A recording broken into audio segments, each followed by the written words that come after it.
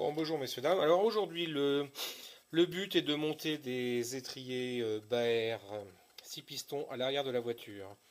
Donc pour ce faire, nous avons monté la voiture sur cale, nous avons enlevé les roues, et nous allons commencer par démonter l'étrier de frein. Donc l'étrier, c'est cette partie-là. Nous allons commencer par démonter la flasque, c'est-à-dire dévisser cet écrou-là, et dévisser cet écrou-là, où il y a le point rouge. Ce qui va permettre de retirer le piston et de pouvoir accéder aux plaquettes on enlèvera après.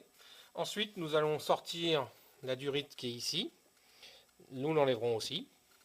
Et une fois qu'on aura fait ça, nous aurons enlevé quasiment l'étrier complet. Il ne restera plus qu'à défaire ces gros boulons-là, ici, et celui qui est en dessous, qui sont les supports de l'étrier. Voilà. Donc nous allons commencer le travail et à tout de suite. Donc une fois desserrés les deux écrous, on a retiré le piston et enlevé les deux plaquettes de frein qui se situaient ici et ici. Maintenant il reste à défaire cet écrou-là et cet écrou-là afin de pouvoir retirer la mâchoire et enlever le disque. Voilà les deux écrous retirés. Nous pouvons retirer la mâchoire et voilà, donc le piston et les durites sont là, la mâchoire a été enlevée, il ne nous reste plus qu'à accéder au disque. Donc une fois l'étrier enlevé, cette partie-là, le support d'étrier enlevé, nous enlevons le disque. Alors je vous préviens, ça c'est comme dans les vidéos, dans les films, ça s'enlève très bien. En réalité, j'ai mis plus de 20 minutes à chauffer pour pouvoir l'enlever. Et une fois enlevé le disque, nous allons enlever le petit écrou ici, avec le capteur.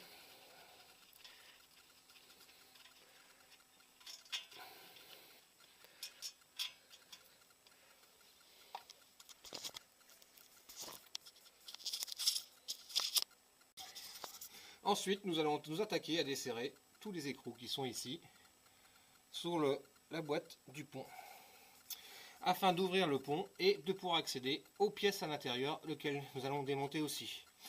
Donc n'oubliez pas de mettre un récipient en dessous, car l'huile va glisser.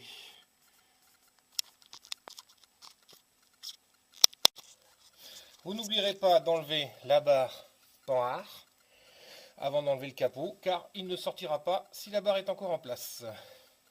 Donc avant toute opération d'ouverture du boîtier du différentiel, enlevez la barre panhard.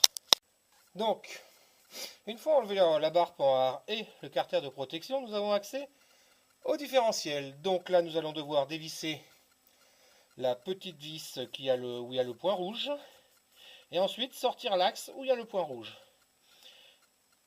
Voilà, et bien au boulot. Une fois la petite vis enlevée, ici, vous pouvez retirer l'axe, et voilà. L'axe étant enlevé, il ne restera plus qu'à enlever le petit U qui se situe à cet endroit-là. Donc nous allons tourner un peu le pont. Donc voilà, alors une fois que nous avons appuyé sur l'axe gauche de la voiture, nous sortons une petite pièce en U, qui est une clavette. Et voilà, maintenant nous allons pouvoir sortir. Donc voilà, une fois enlevé le support d'étrier, nous avons changé là où il y a le point rouge, le joint torique d'extrémité d'arbre, et nous allons remonter le support de frein des nouveaux étriers. Donc voilà, les supports d'étrier des nouveaux freins sont en place et serrés. Donc maintenant nous allons pouvoir remettre l'arbre de transmission, le demi-arbre de transmission. Donc après avoir remis les demi-arbres et remis la clavette ici et resserré le petit écrou ici, il ne reste plus qu'à fermer la trappe et remettre de l'huile. Donc une fois avoir remis les axes, nous avons monté le disque, les étriers, rebranché les durites. Donc il ne reste plus qu'à faire la purge. Et bien sûr, à refermer le pont, ici, ce qui va être fait tout de suite. Donc une fois le couvercle du pont remonté, il ne restera plus qu'à mettre de l'huile dedans. Ensuite, on ira purger les freins ici. On ira purger le frein ici. Et on remontera ici.